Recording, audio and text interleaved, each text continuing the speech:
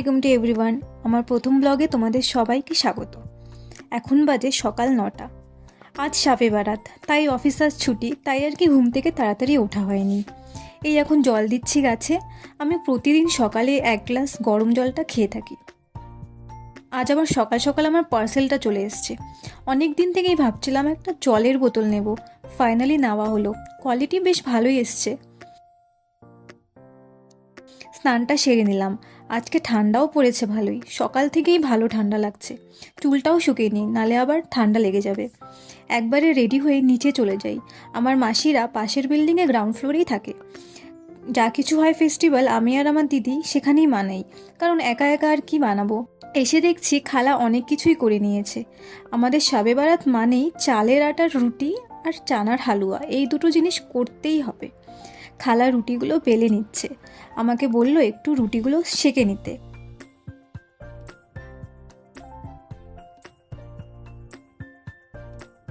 চালের আটার রুটি এতটাই নরম হয় যে ভেঙে যায় বারবার। আমি তো খুব ভয়ে ভয়ে সেঁকছি।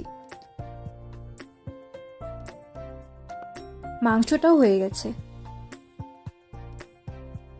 এই যে চানার হালুয়া, এগুলো খালা কালকেই বানিয়ে রেখেছিল। আসলে শবে বারাত দিন এত কাজ থাকে, একদিনে সব কাজ হয়ে ওঠে না।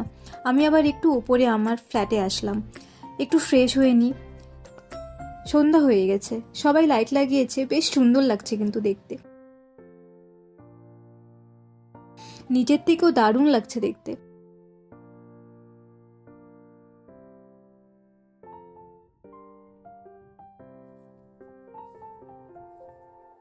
এবার ফাতেহা হবে। খাবারগুলো সব প্লেটে প্লেটে রেডি করে নিচ্ছি।